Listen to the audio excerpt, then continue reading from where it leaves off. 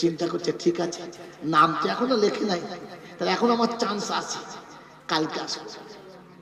পরের দিনে ফজরের হওয়ার আগেই চিন্তা করছে কখন যাই কখন যাই। যেমনি ফজরের আজান হয়েছে তো ভাবছেন আমি আগে চলে যাই, গিয়ে কাজটা সেরে দিই, তাই হবে। ফজরের আজান যেমনি হয়ে গেছে, আজান শুনে চলে এসছে টুকটুক করে, আবার আসসালামু আলাইকুম। মা, কে বাবা? আমি সেই খাত্তাবের বেটা, কাল এসেছিলাম, কাজটা কালকে পাই নাই, আজকে পাবো তো, আজকের কাজটা করে দিয়ে যাব। তো বলছে বাবা, এক আল্লাহর বান্দা এসেছিল, কাজটা করে দিয়ে চলে গেছে। চলে গেছে? বললে হ্যাঁ। উমরে ফারুকের মাথা টনটন টনটন করছে, আল্লাহ, কোন আল্লাহর বান্দা? আমি যেই আছি তার আগে করে দিয়ে চলে যায়, কে সে আল্লাহর বান্দা? ঠিক আছে, দেখবো বেটা, কালকে কি করে তুমি আমার আগে আসতে পারো। তৃতীয় দিন এশার নামাজ পড়া হয়ে গেছে, এশার নামাজ পড়ে সবাই টুক টুক টুক টুক করে বাড়ি চলে গেছে, সবাই বাড়ি চলে গেছে, সবাই বাড়ি চলে গেছে। ওমরে ফারুক মসজিদের নববী থেকে বার হয়ে এদিকে টুকটুক করে হাঁটতে শুরু করছে। ওই ভদ্রমহিলার বাড়ির কাছাকাছি একটা আড়াল জায়গায় এসে চুপ করে বসে আছে। আদরের বিবি হাত ছাড়া, আরামের বিছানা হাত ছাড়া, সন্তান সম্পদ হাত ছাড়া, নফসের উপরে পাথর চাপিয়ে দিয়ে বসে আছে দেখার জন্য কে সেই ভদ্রলোক, কার ক্ষমতা। দেখি আমার আল্লাহওয়ালা ভাইরা, জ্ঞানীজনরা সুজী মানুষ অপেক্ষা করে বসে আছে, দেখতে হবে কে সেটা। যখন রাত গভীর হয়ে গেছে, চারিদিকে অন্ধকার আচ্ছন্ন হয়ে গেছে, কেউ নেই, কেউ নেই, ওই সময় দেখে এক যুবক পা পা পা পা করে আগিয়ে আসছে, একেবারে কাছে এসে গেছে, এই দরজাতে আওয়াজ দেবে, টপ করে হাতটা ধরেছে আর জিজ্ঞাসা করছে মান আনতা, আপনি কে, আপনি কে? তো কোনো জবাব দেয় না, হাতটা ছাড়াবার চেষ্টা করছে।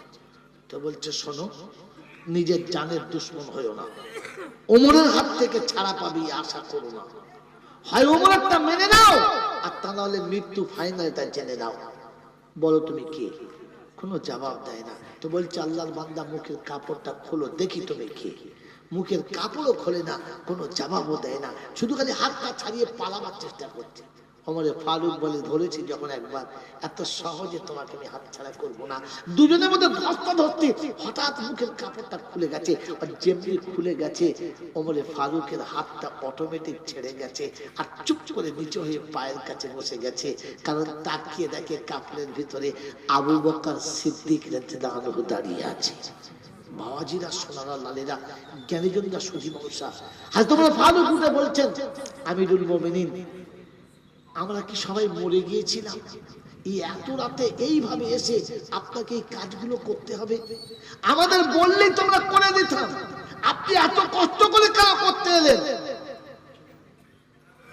হযরত ওমর ফারুকের সওয়ালের জবাবে বললেন, ভাই ওমর, জীবনের অনেক ভুল অনেক সময়তে এমন জায়গাতে হয়ে গেছে কেউ জানে না, শুধু সে জানে আর আমি জানি। তাই জীবনে একটা আমল এমন জায়গাতে করার চেষ্টা করছিলাম যেটা কেউ জানবে না, শুধু সে জানবে আর আমি জানবো, এটা ধরা পড়ে গেলাম, তাই এমন করে আড়ালে আসছিলাম। হযরত ওমর ফারুক বলে, আমিরুল মুমিনিন, কথাটা বুঝতে পেরেছি, কিন্তু একটা জিনিস বুঝতে পারি নাই। বললে কি? এতটা রাতে এইরকম দুর্গম একটা পথে আপনি চপ্পল পায়ে না দিয়ে খালি পায়ে সিমসিম করে চলে এলেন, কত কাঁটা আছে, কত কষ্টদায়ক জিনিস আছে, আপনি জুতোটা কেন পরে এলেন না, চপ্পলটা কেন পরে এলেন না? তো সিদ্দিক আকবর শোনাচ্ছেন ওমর ফারুককে, ওমর, আমার দেশের মানুষ, আমার জাতির মানুষ বড় গরিব, খুব অসহায়, তারা সারাদিন হাড় ভাঙা পরিশ্রম করে সন্ধ্যায় বাড়ি ফিরেছে, আরামের একটু খাবার খেয়ে একটু দেহটা মাটিতে নামিয়ে আরাম করছে। আমার পায়ের চপ্পলের আওয়াজে যদি ওদের ঘুমটা ভেঙে যায়, আমি আবু বকর সিদ্দিক এটার জবাব দেওয়ার মতো হিম্মত হয় না, তাই জুতোটা খুলে এসেছি, আমার পায়ের আওয়াজ যেন ওদের ঘুমটা ভেঙে না যায়।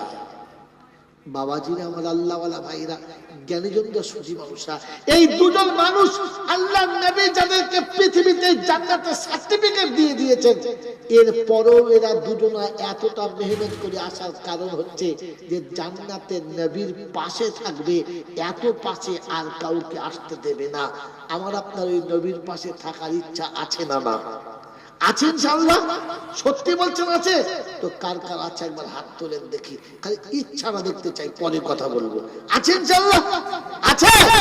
সত্যি আছে? বলেন হাতটা। বুঝে তুললেন না না বুঝে? বুঝে তুললেন না আমি বলেছি বলে তুললেন?